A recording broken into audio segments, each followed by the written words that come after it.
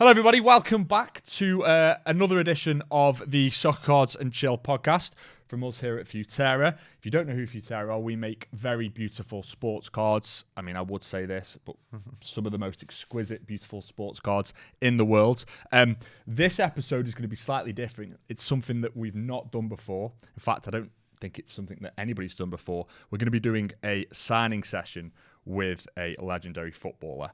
And that legendary footballer is the man sitting in front of me, Mr. Paul Merson. Paul, how you doing? Oh yeah, good, thanks, Adam. Good to see you. Good to have you in the studio. Yeah, good. So as I said, this is like one of the first times any brand's done something like this, as far as I'm aware, and it's the first time we've done something like this. So I hope it works. You know, hopefully.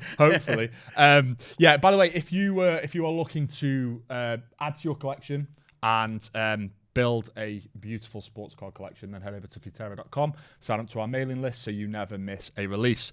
What we're going to do, how this is going to be formatted, Paul, is you're just going to basically sign your cards. We've got some very beautiful ones there. We've got Legacy, Ink, Autograph, Prestige. We've got some Taddy's ones. We've got some newly designed cards as well that I haven't. Mind you, there's one that's a new concept completely. The rest of them are new kind of designs, and then we've got some XL cards to sign as well. So, and as we're doing that, I'm going to ask you questions, Paul. Yeah, no worries, no problem. So, if you want to crack on and get signings, so this is to give the guys at home like an idea of what signing sessions entail. We've done one before. I think the last time I met you was in London. World Cup, wasn't it? Was it World Cup or Euros? It was the World Cup. It was World Cup. I'm back there in that place in June. Oh yeah, that restaurant. Yeah. So did they book you? Did they book you to have you talking? Did you do like a speaking event after that? No. Just the game. Just watch the game with people, and then just have a chat about the game after and before the game. Oh yeah. Yeah, it's how it went. Yeah, but yeah, it's a good place. Good place. How do you find talking to people about football who haven't played at a decent level, but are kind of like really keen to give you their opinion? Do you sometimes struggle with that, like trying to, because those people haven't lived your life, they haven't played at a high level. How's that work when you're talking to people about the game? Oh no, I have no problem, because football's about opinions. I mean, as long as they're not talking to me about, what would you say? If they're talking to me about the game last night, like I was just in the cab with someone and talking about the Arsenal-Chelsea game, yeah. No, if they start talking to me and going, oh, when you were playing, I think you should have been doing this a bit more of that, and then I think, switch off. Do you know what I mean? But this is the great thing about football. Everybody has an opinion. Everybody's got an opinion. I think it's great. I don't mind. I could talk to anybody. I just don't get involved. If people start telling me how I should have played and all that, it's gone now. It's too late. So no point. I don't like when I see people and they go, oh, he's rubbish. Or he's rubbish, and you think, no, he's a million times better than you are. Put himself, and I know what it's like, so I understand that. Do you know what I mean? When people miss chances and they go, oh, I would have scored that, it's harder than what it looks. And that's where I get a bit of problems. Yeah, because I used to do like fan TV stuff for Everton back in the day, and I did used to feel a little bit like, when I was critiquing a player's performance, I did used to feel a little bit like, okay, yeah, but I've never actually been in this situation, and there's only so much insight you can go on if you've never actually. There's only one thing you've got to do level. if you're a footballer. Work hard. Work hard. Any fan that goes to a game would give anything to play football, to play, whether it be for Everton, to play for Everton or Man United or Chelsea or Liverpool, Arsenal. The one thing they could do if they played was give their all. The thing they can't do is what the professional footballer can do, and that's find a pass or beat someone or score a goal or defend and put their body on the line. What the fan can do is they can match him for work rate, and that's when fans get the when they see players not working hard. That is something they cannot accept, and that's something you shouldn't be able to accept, because, as I say, every pundit, every fan wants to be a footballer, and they can work hard, and that's where they lose it with players, when they're not working hard. It certainly is. Yeah, I think that probably resonates with most supporters. So take us back then. So when did you realise that you were quite good at football, Paul? Can you remember a moment where you thought, I'm really good at this? Never. No, Never? I was never one of them people. I do now. I know how good I was. It's weird. I'm 56 now. I know how good I was now. But when I was younger, growing up and playing, never had that belief or confidence. Yeah, a very shy kid. So yeah, I never like one of them bowling somewhere and think, I'm the best player on the pitch. I was not one of them players. I get that, but did you not? You must have known that you had a talent and a knack for this when, like, the lads you were playing with at school maybe didn't, and you could tell when you were playing with them. Yeah, maybe, but I just wasn't one of them kids. Yeah, I just, the older I got, the better. I think the better I got. I think people go, oh, but when I was at Arsenal, like played there 14 years. That wasn't the best place I played my football. I won everything at Arsenal, but I wasn't a better player than what I was at Aston Villa and Portsmouth. When I was there, I was a much better player than what I was at 20. When I was 30, I was a far, far better player than when I was at 20. Because I knew the game, I knew what to do, I knew when to run, not when to run. So yeah, I was just not one of them kids. Even as a young kid, I was very insecure, very, very quiet, very shy. So I never had that.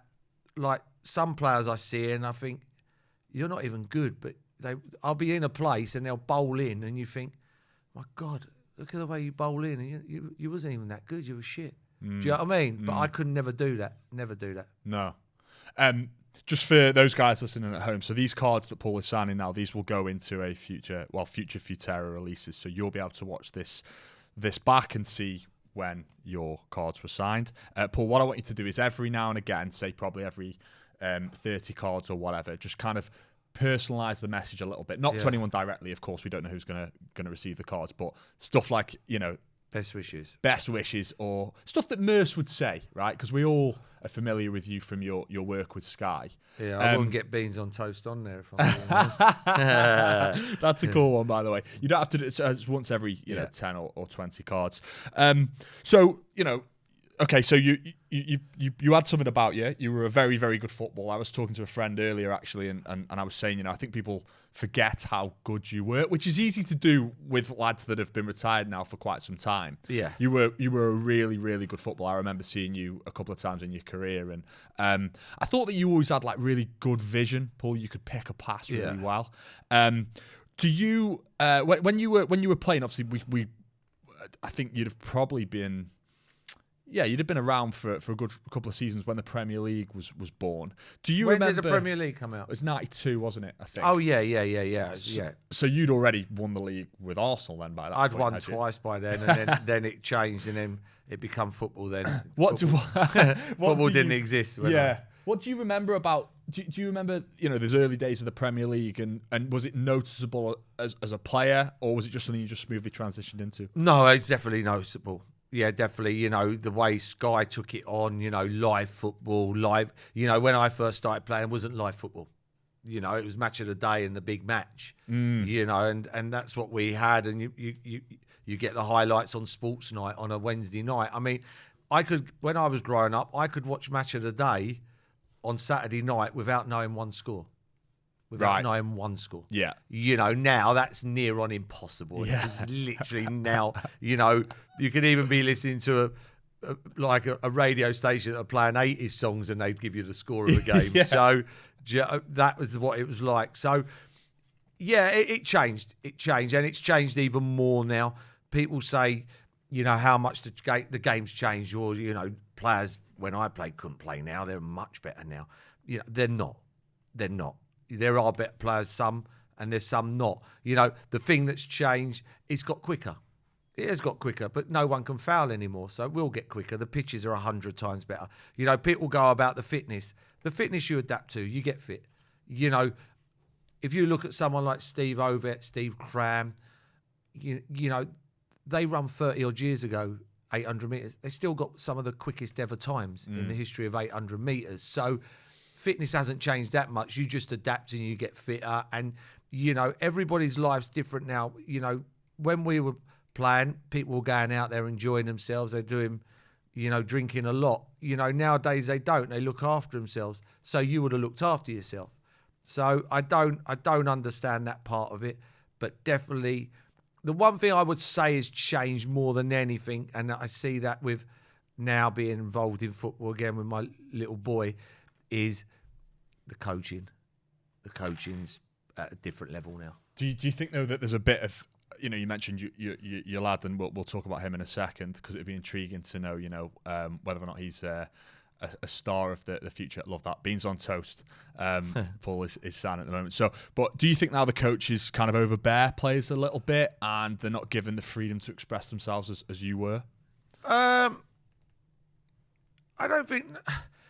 I think it's different now. I think the game is a bit more different. I think, you know, we play into a mould where it's a passing game. It's a bit Subbuteo-ish. You know, like when I used to play Subbuteo, everything's there, and you know, I just find it's like all patterns. So yeah, I mean, you get the odd player who can go out and do his bit, but everybody plays into a shape. I understand that, and that's where I think the coaching, you know, when I played, you know, for a big part of my career, it's 4-4-2, 4-4-2, 4-4-2. Now, bar one or two teams, no one plays 4-4-2. Do you know what I mean? Who would have thought when I played again, who would have thought the goalkeeper was going to roll it to a centre-half in the 6-yard box? I mean, it was unthinkable. So it changes. I don't know where the game's going to be in 15 years' time. It will change again. You know, sooner or later, people are going to connect on and find a solution to stop the passing out from the front. I don't think people have at the moment. I think people close down and react after the ball's been played. You know, I watch football a lot, and when centre-half gets the ball, he plays it into the centre midfield player. The only pass he's got on is that pass to the fullback. Now, why is this lad not already engaged in the fullback? You know, and then say to this player in the midfield, right, you got to beat me. But they don't. They roll it in. They roll it out to him. Then he will go then when he's already took a touch. They're professional footballers. You know, they'll eat you up. You know, as soon as they touch the ball, it don't matter where you are. They'll just pass it again. So I think that will change again. I think people will work it out, you know, and close down more aggressively and take more chances. I think at the moment it's a bit Subbuteo-ish, if I'm being honest. So your son's at Chelsea. Yeah. Where does he play on the pitch? They play all kinds of positions. They do it where they play 2 or 3 positions, but mainly his position centre midfield. Centre midfield. He's got a good brain. He sees things. He works hard, and he loves football. That's the most important thing. He loves football. You could be the best player in the world. If you don't love football, you have, in my opinion, you have no chance. No chance, because it will catch up with you. You're going to have too many lows in the game, and if you don't love football, you know, the natural reactions to go, you know what, I don't like that low, so I'm going to get out of here. If you love it, you see the lows out and you carry on. You persist. That's the big thing I like more about him than, you know, I like everything about him, but that's what I like. I think that's a good trait. He's willing to work hard, and you know, he loves football. He just absolutely loves it. Well, you're right. I mean, it's like anything, isn't it? If you're engaged in what you're doing, you're more likely. Yeah, I was addicted to football. I was addicted. You know, people say, "Well, I was addicted to other stuff." Of course, I was, but I was addicted. When I look back now, I was addicted to football. Addicted. It was my life. It was, you know, and it is now. I am addicted now. You know, I watch it constantly. I love watching it. You know, and I find it fascinating the way it does change from week to week. You know, certain teams. And the thing with our league, anybody can beat anybody on any given day, if they believe it. For those of you, again, who are new around here, let me just show you some of the cards. So these cards aren't finished yet. This is one that's just named an autograph card. It'll be a parallel. Now, as you'll notice on the back, it's rather flimsy at the moment, and our cards are quite thick. So what will happen is now is I'll send these cards off to our production facility, and they'll be made. They'll have some information on the back of when and where these cards were signed. So they'll be turned into proper cards. You'll be able to see that they were signed in London on the, what is it today? The 24th, isn't it? 24th, and you know, on the Soccer Cards and Chill podcast. So that's really cool. And I'd like to say I've never ever signed a card with beans on toast on it. What do you make to the design? So Ever. You aesthetically, you like them? Yeah, very much. When I was growing up, when I was a kid, I used to collect the cards. I used to collect every sticker book. You know, all the sticker books, all the cards, always. You know, so yeah, brings back memories, if I'm being honest. Yeah. Did you ever have any fans ask you to sign anything bizarre? I mean, this question could go anywhere. Yeah. Well, yeah. By being quiet, that tells you everything, doesn't it? Yeah. Well, what was the? I mean, you remember like the stickers were quite big, weren't they, when you were playing? So did you get a lot of them? Did you get a lot of requests? Oh, to sign loads. stickers Yeah, and stuff? loads of stickers. I mean, I was put on one of the Legends cards last year or the year before, so that was quite amazing. Do you know what I mean? So especially with my boy growing like a couple of years ago, so he's 7. You know, and kids coming in and can you get your dad to sign this for me? I think that, because he's only 9, so he'd never seen me play football, you know, but, you know, you can tell him that you was decent, but it's when people come up and now he knows, do you know what I mean? Yeah. He knows. Because when I used to go in the garden with him and try and teach him, you know, he'd always come in to his mum and go, what's he talking about? He thinks he's Ronaldo. You know, now he listens. He does listen a bit more because he knows that I did play. Yeah, well, he can go and watch. Yeah, can't exactly. He can see. I mean, I was watching your highlights reel on the train down here. Someone knocked together like a 10-minute one, and as I say, you know, you were a really good footballer. A time that I can remember you playing was France '98. Now that's a competition for those of us who are millennials that are into football, especially as Englishmen, that remember that tournament really well, because we thought that England would go on and win that tournament, and I think you probably agree that we were one of the favourites, right, in France '98. I would say so. It was. I think then, you know, you look. It's not like now. Then every country had 5 or 6 world-class players. You know, I think if you went down the road in Shoreditch in a minute and went to stop everybody and say, right, name me 6 players that played for Argentina in the World Cup. What, 18 months ago? I don't think people will get 3 or 4. But if you said name the France 1998 World Cup winning team, I think a lot of people will get 7 or 8 or 9 of them players. That's a good point, actually. Do you know what I mean? And that's where, back in then, France had 8 or 9 world-class players. Yeah. You know, Brazil had 7 or 8 world-class players. I mean, now you couldn't name me 5 Brazil players. You're right. I mean, even... Do you know, I watched Brazil. I was at Wembley the other week watching Brazil, and you know, you don't know all of them like you used to know all of them. And then you got Argentina, and then you had, you know, France, you had Holland, you know, Bergkamp, people like that. You know, you look at Holland now, they ain't got that kind of player anymore. So it was harder then, even though we were one of the teams, it was still a lot harder. I think England win the Euros this year. I think they win it quite comfortably. I think they're so far advanced to everybody else in squad-wise that I'd be shocked if they didn't win it. What about in manager-wise? Yeah, I played with a manager for 4 years. I was at Villa. He was a great lad. Don't underestimate. We've had your Capellos, we've had your Ericssons, people like Capello is one of the greatest managers of all time. Yeah, you've got to get managers in who like you've got to get managers in that the players like. And how many times do we ever play in a friendly and there's no one turn up? Or everybody's injured. Everybody wants to play for Gareth. You know, obviously he's a defender. So over his career, he's always worked on defending. So if he could probably have the Italy game back again, of course he would. Of course he'd For a bit more caution. Of course he would have gone more caution. And the worst thing that could ever happen, it would have gone 1-1. If it goes 2-0, we're European champions. But that's experience. You only learn that. You only learn that by staying in the game. And that's the problem we have with managers. They have a bad 7 or 8 games and then they never manage again. You know, like Teddy Sheringham, you know, one of the best English football players you'll see. You know, he goes to Stevenage, has a bad run, and he never gets another chance. So, you know, if Gareth could have that back again, but I'm a big fan of Gareth. You know, in my lifetime, I didn't think I'd see us win a competition. Now we go to competitions and I expect us to win. So there's definitely an improvement there. Harry Redknapp was a manager that you played under at Portsmouth. Should he have been England manager?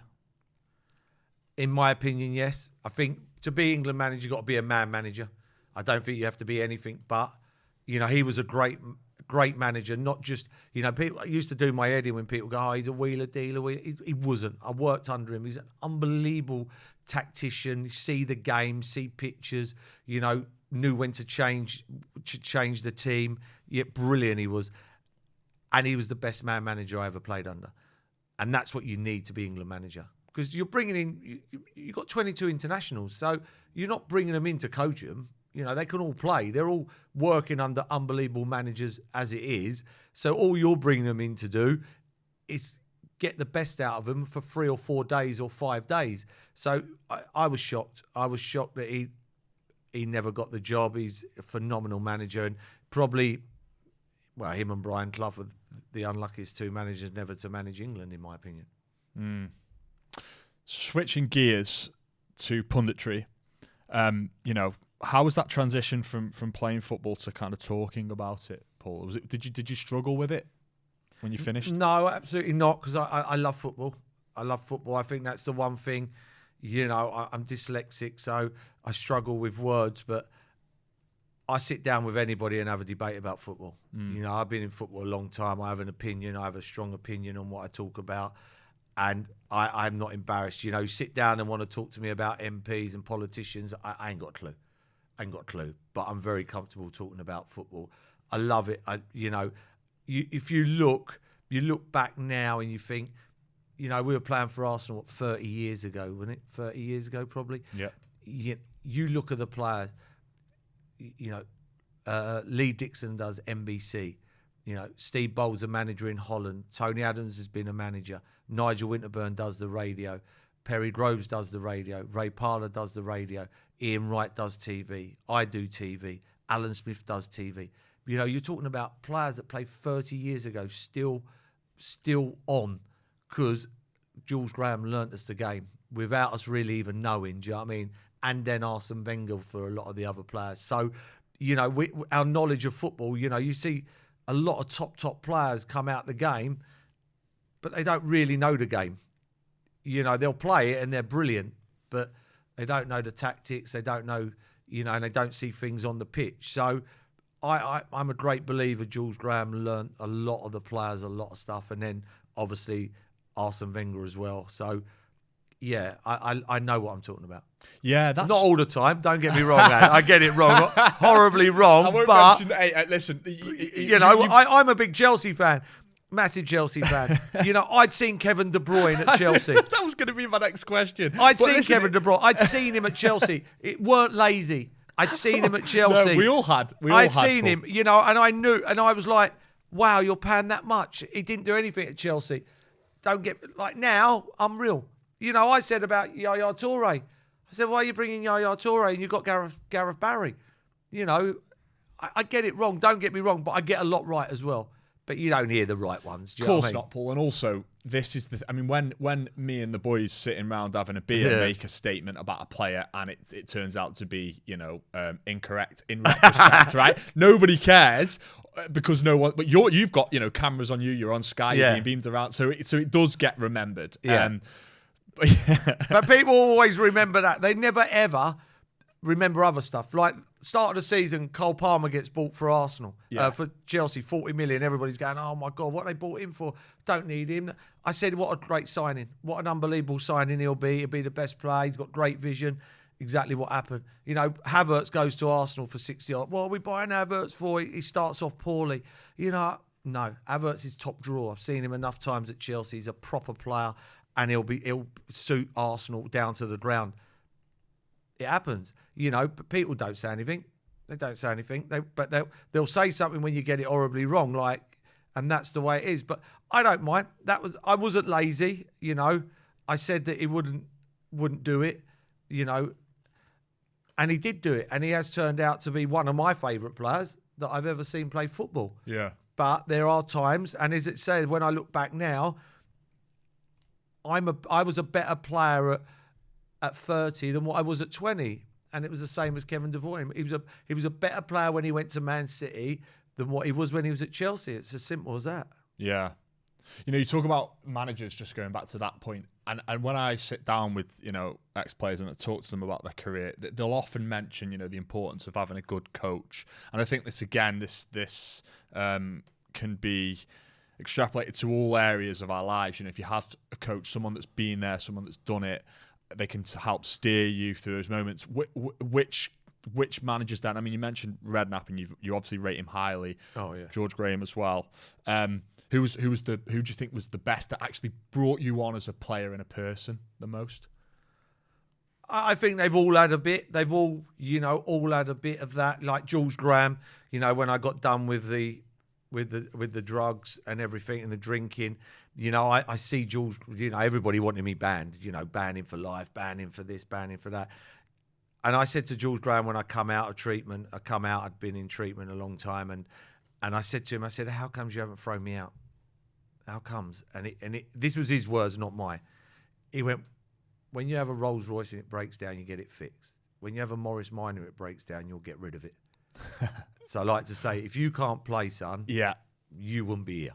Yeah. And it was as simple as that. What a compliment. Yeah, I know, a massive. And he believed in me, and fair play to him. But, and you look back now, you're not that much of an asset in them days because the money weren't like it was now. So it's not like you're looking and going, can't get rid of him. He's £50 million player, or you know what I mean? It was so yeah. And then I went to Middlesbrough, and then I played under it.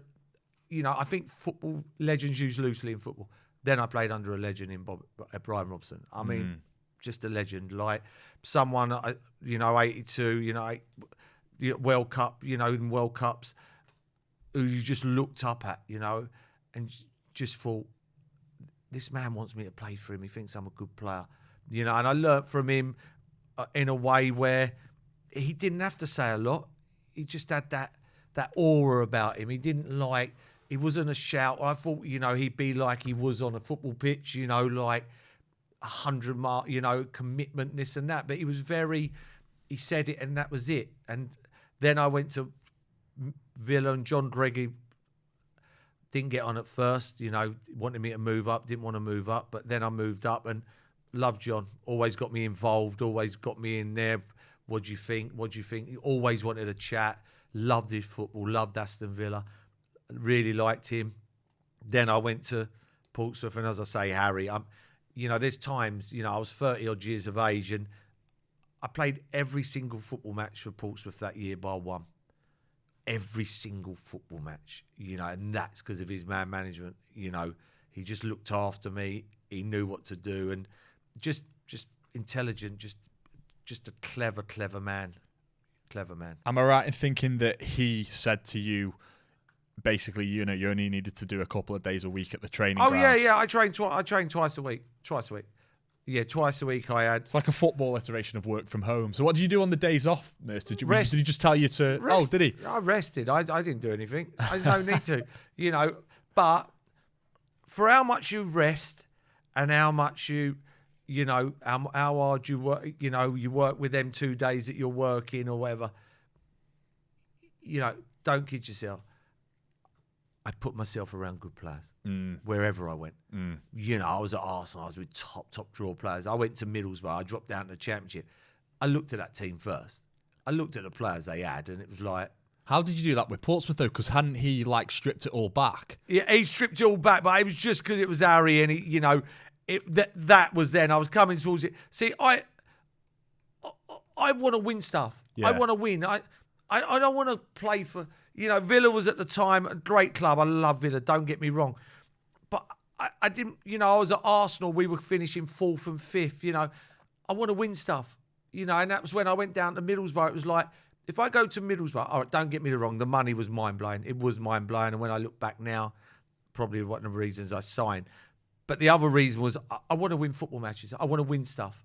I want to win. When I sit down with my kids now, they go... Did you win anything? I can go, I won this, and this. And that's what I wanted, and that's why I went to Middlesbrough, and that's why I went to Portsmouth, because the challenge. Villa, we was like 5th and 6th in the league. I don't want to finish 5th and 6th. I'd rather play in the conference and win the conference than play in the Premier League and finish 4th. It's just the way I am. I want to win. I want to see people's faces. I want to, you're travelling away. There's no better feeling than going to the away fans after a game and you've just won and you go over and clap. There's no better feeling. And there's no better feeling as a fan when you're going to watch and you win an away game. there's no better feeling. No, there isn't, because you're kind of surrounded by the enemy. You're in the away end. Yeah. And the lads come and acknowledge you. Exactly. And you've won. It's so much different. And it's, when you go to them games, everyone there is a fan. Yeah. Yes. At home, not everybody's a fan. Do you know what I mean? They're like, they've got tickets or, they're buying tickets off someone. But when you go to a away game, they're loyal. Like they put themselves out there travelling to the game. Yeah, and there's no better. And that's why I just went to places I wanted to win. One observation I'd make as well, I mean, you'll have spoken to people a lot about what you did with the ball.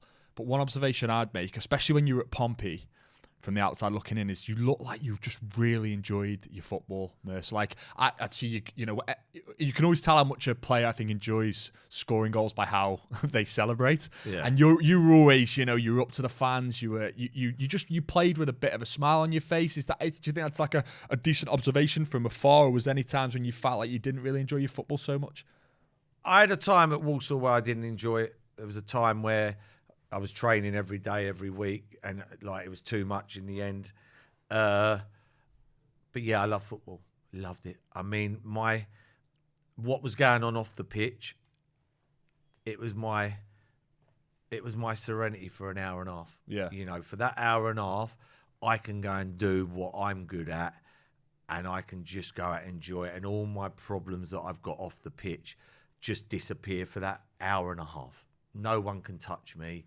No one can cause me problems. This is my hour and a half. And I just used to go out and enjoy it. I loved it. And someone said to me once, it don't matter where you play, someone's watching you for the first time. Don't let them go away and go, he weren't that good. Do you know what I mean? I got a standing ovation at Millwall. I got a standing ovation. We played Millwall away for Portsmouth. We won 5-0. Harry brought me off just before the end. And everybody in the ground stood up. That is one of the highlights of my career. The highlights of my career. It's like when I went to get in the car after, a bloke come up to me, about 70-odd-year-old bloke. He said, I've been coming here since I was a kid. I've never seen that. I love that. And that's the highlight of my career. By the way, that's football there. And people now, I still get Millwall fans come up to me and go, I was at that game. You're the best player I've seen. Best player I've ever seen down at the Den. And that means something to me, because that's what it's about. I can go Walsall, and that's what disappoints me at Walsall a bit. My addictions are running wild. But, you talk all the games I played for Arsenal, at Middlesbrough, people talk about, how high I was up there as the best players. Portsmouth, I was voted the best midfield player ever to play for Portsmouth. At Villa, very highly rated. You talk to them at Walsall, I wouldn't get in their top 100 players at Walsall. But if I played when I was in my, and that's what disappoints me. I didn't leave that lasting memory. It's the owning club. You talk to any fans at other clubs, and they're always and that's a big thing with me. And I always say, make sure you remember. People might be the first time and the last time they ever see you play. Make sure they go with that memory of, he was good. He was good. Yeah, it's a really nice philosophy. I heard you talking to Jeff Stelling recently about that Millwall game. Yeah. And you're saying you've got a bit of a soft spot for Millwall now and you look out for them. I do as well, because my granddad was a Millwall fan. Yeah. I think we're the only neutral fans in the country that don't support Millwall that actually look out for Millwall. No, not too many people say, I look out for Millwall. Yeah, no, they don't. And I always do. I do. I always look out for their scores. They always, ever since that day, a lot of respect.